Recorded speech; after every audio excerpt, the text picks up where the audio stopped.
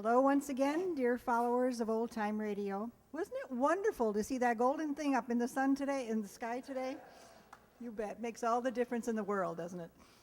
Our first presentation tonight will be a series of 3 of the 5-minute mystery programs that played from August of 1947 to March of 1950 on the Mutual Broadcasting System. These were produced and syndicated to individual local radio stations as what is still known as a barter trade program. In other words, they were used to sell advertising to local merchants or trade the advertising announcements for goods, services, or premiums, such as the prizes awarded to listeners in the radio station's contest. To make them personalized so that they could insert the local ads, musical interludes were inserted where time was left for a local announcer to make his spiel. We'll spare you those long musical interludes and just ask you to be the detective on the panel, which at that time was made up of members from the studio audience. You match wits with the sleuth to correctly identify the suspect. Let's see how you do with our first story. The story is called My Pal Patsy.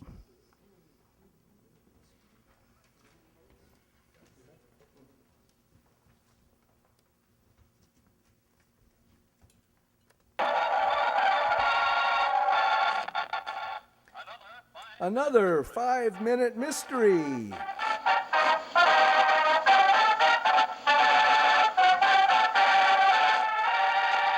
Our story takes place in Green's Gap, a small town in the Southern Cavern District.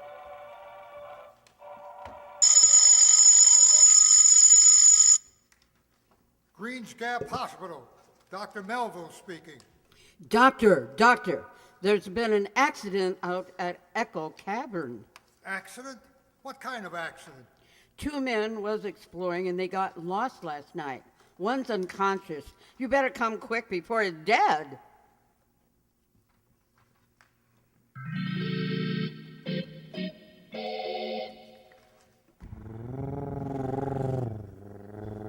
I hope you know how to get out of the Echo Canyon, Clem. With the job of being town constable and ambulance driver, I reckon I know all there is to know about this country. Ever been in a cavern before, Clem? Once, Doc Melville, when I was a boy. Nearly got my hide tanned off by my pa. Echo Cavern is a righty treacherous place. You mean it's easy to get lost in? Not only that, Doc, it's that cavern gas. Carbon mon something. You mean carbon dioxide? Yeah, that's it.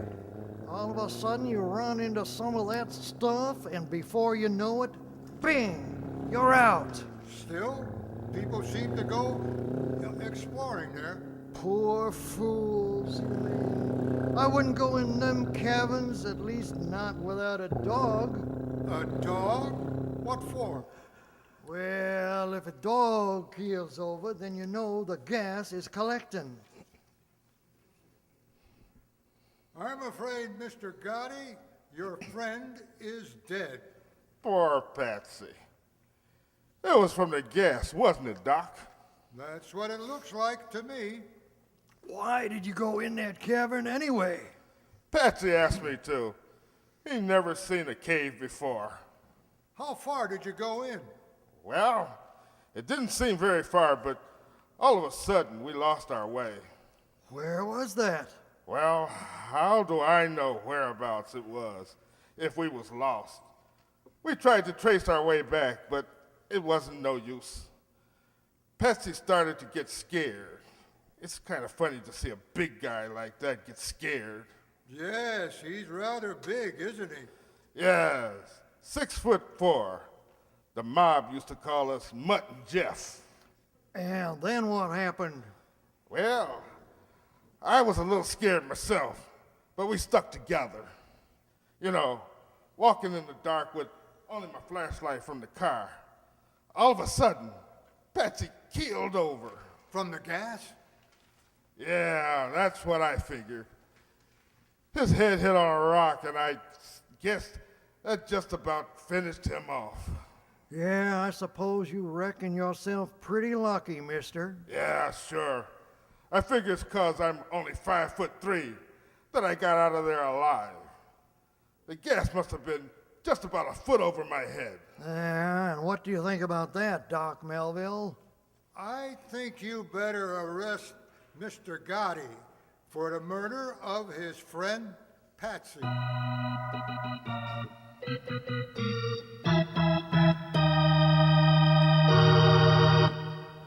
What was the flaw in Gotti's story? Do you know it? Anybody? Yeah.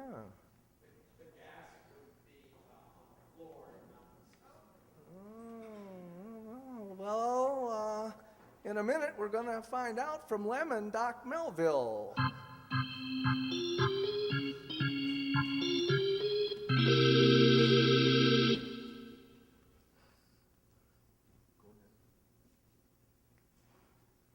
Hey, copper.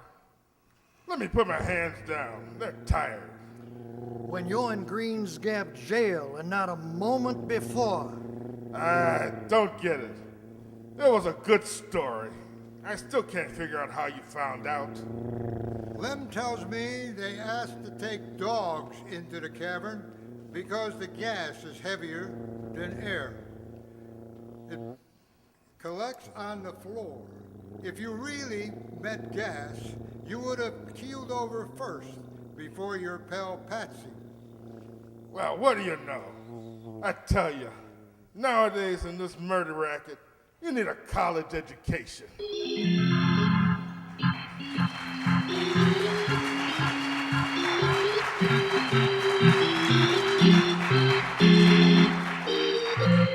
And let's give this gentleman a hand because he knew the answer.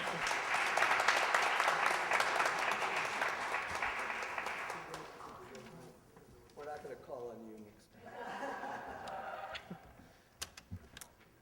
Morgenstein?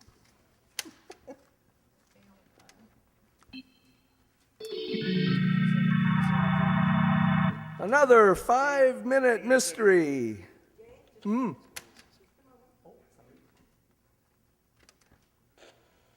Maybe it's a 6-minute mystery.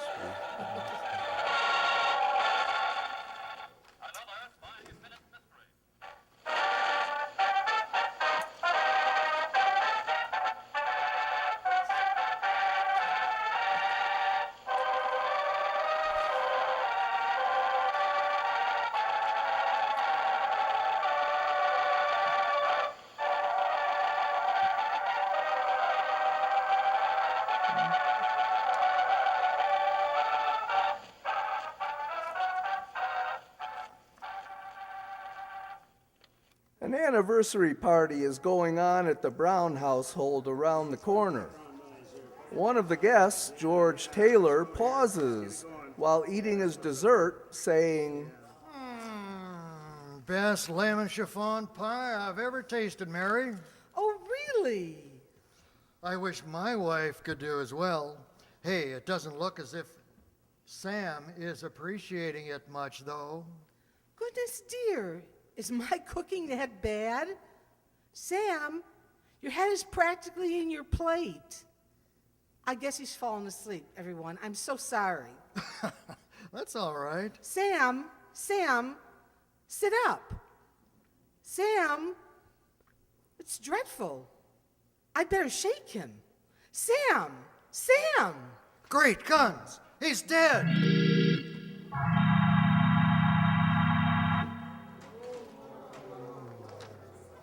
How do you do? I'm Sergeant Barker, the Homicide Division, and this is one of my boys, Mike Grady. Where's the body?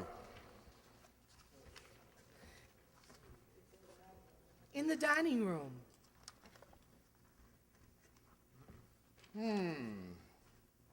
You might as well be comfortable, everybody. This will take a little while. Dead, all right. Peaceful, too. Who's Mrs. Sam Brown? I am. You mind telling me what happened? I guess not. I'm so shocked. I don't know where to begin or what to tell you. Well, you might as well begin by telling me what you served for dinner. Well, we had soup first, Soup? What kind? mushroom, and then roast chicken, green peas, mashed potatoes, and I served him coffee, but I don't see how this could mean anything. Just routine, Mrs. Brown. Did Mr. Brown eat everything? Yes, he did. He seemed to fall asleep over his coffee. And when I tried to wake him, I found he's had a heart attack. Yeah. That will be all for a few minutes, Mrs. Brown. We want to take a look around. Notice anything about this table, Mike? No, Chief, can't say as I do. Neither do I. Let's look in the kitchen. An orderly person, isn't she? Stack dishes after each course. Yeah, and here's this silverware over here. And look, Chief, one of these soup spoons has turned black. Black. Let me see it. The only spoon that's tarnished, too. Well, I was beginning to think it was a heart attack or a perfect murder, but this silver spoon is evidence enough. Mrs. Brown, Yes, Sergeant Barker? I'm sorry to interrupt your little party, Mrs. Brown, but I'm sure your guests won't mind. I don't understand. You will, Mrs. Brown. You will. You see, you're under arrest for the murder of your husband.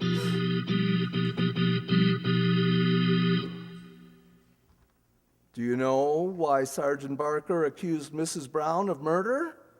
Anyone besides him? Just shout it out if you'd like. Well, back to our story. Sergeant Barker, how do you know it was homicide? Well, Mrs. Brown took careful pains to wash the soup pans and soup dishes before she served the rest of the meal. Ah, yes, I can see that. But she forgot one thing, to wash the silver soup spoons. What she didn't realize was that an hour later, by the end of dinner, the spoon her husband had used to eat his toadstool soup would give her away. She didn't know that toadstools make silver turn black. Mrs. Brown almost committed the perfect murder, but she forgot to wash one spoon.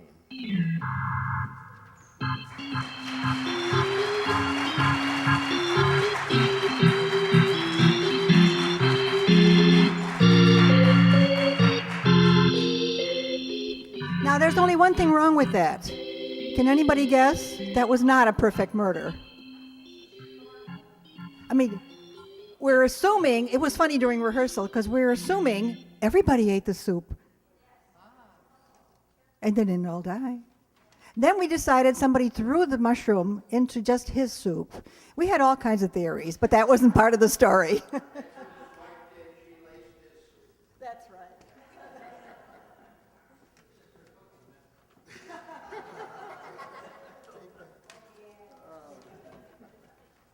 Okay, who goes first this time? Always the music first. Got it.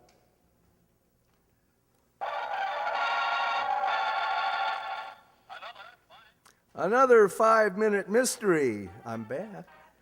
See if you can solve the case before the end of the program.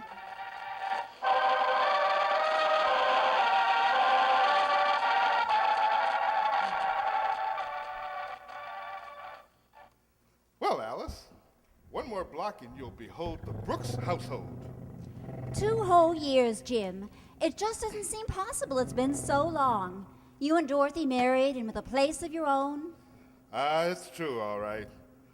Only too bad you haven't taken advantage of the old Brooks hospitality sooner. Well, I'm here now, and I intend on having a perfectly wonderful time. Now, here we are. Oh, what a charming place this is. Dorothy's probably on needles and pins waiting for me to get you here. Darling, it's Jim. Here's Alice. Jim, look! What? Where? Oh, they're on the living room floor. It's Dorothy. Dead!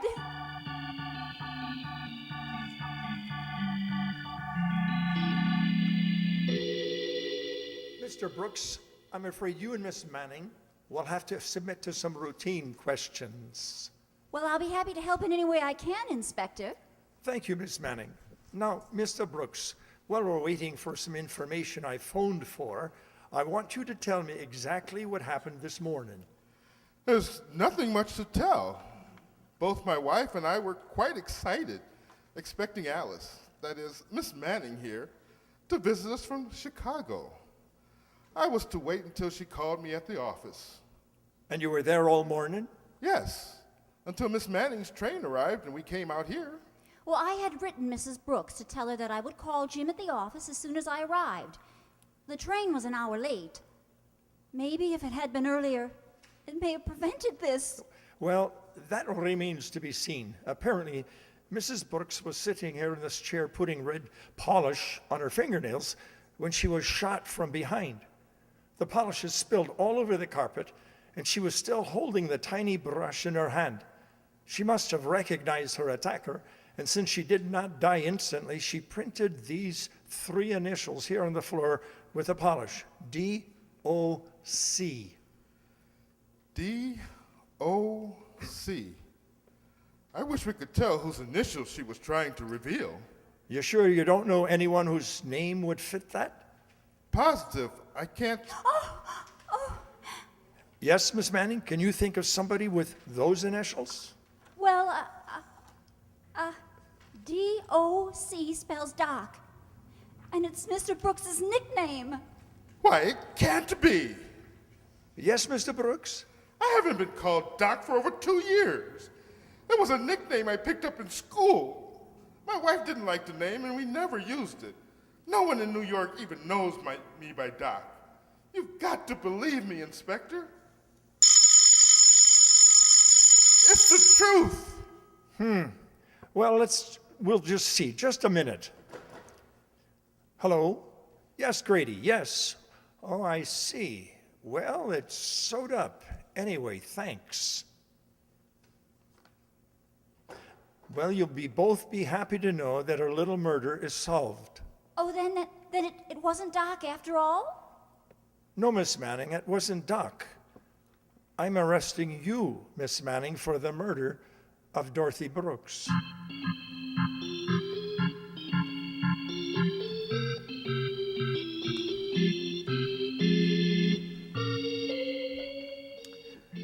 Why did the inspector arrest Miss Manning for the murder of Mrs. Brooks? I think you must have heard this before. Well, in a moment, we'll find out for sure.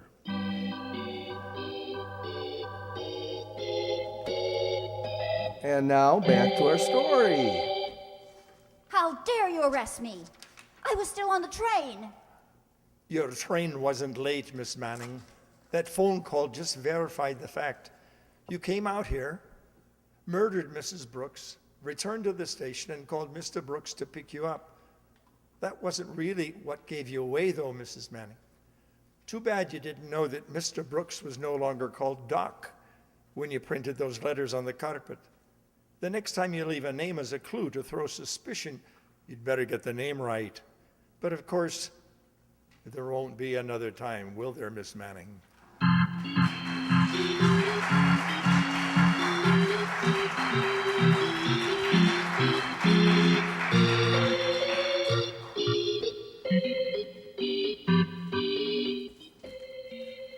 Well, that's all for the 5-minute mysteries. For these mysteries, playing Mr. Gotti, the short criminal, Sergeant Barker, the Honorable Sergeant Barker, and Jim Brooks, the accused husband, was Andre Dixon.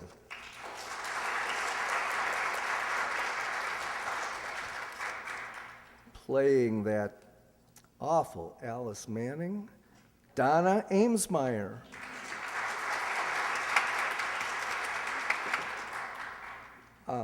Playing Mike Grady and a policeman in the last one was Roger Morris.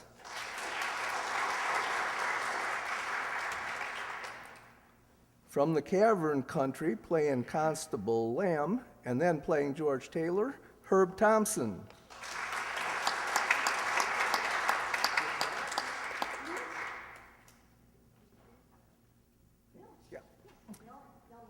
Yeah, okay. Playing the unnamed woman, Nell Brennan.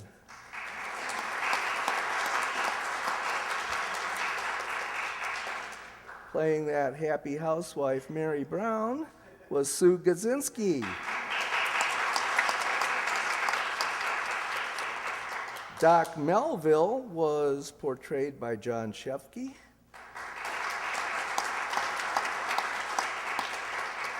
As always, on sound effects, Tom Lenz.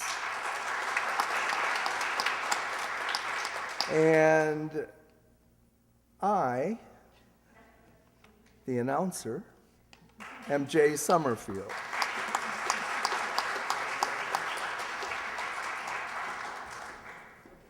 And one more person, the person who did the organ sting, Marianne Satellite.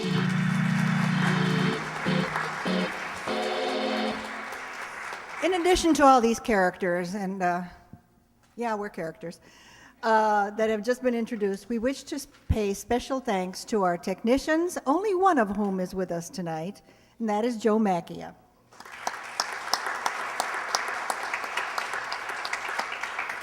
Our other techie is missing because one of his high school students won a very prestigious Emmy Award through the National Academy of TV Arts and Sciences and is being honored downtown tonight. So we really congratulate both of them. Our other thanks, as always, go to the Riverside Township and its Board of Trustees for encouraging our fun and silliness in recreating the radio entertainment we so enjoyed as kids. Or maybe are hearing for the first time. We are fortunate in being televised via local Network 6 and courtesy of Andre, able to be viewed via the internet on www.riversideradio.net, and there are extra flyers on the table there if you want to be reminded. So if you know of anyone who enjoys these shows and might be interested in being part of our troupe, just contact us, let us know.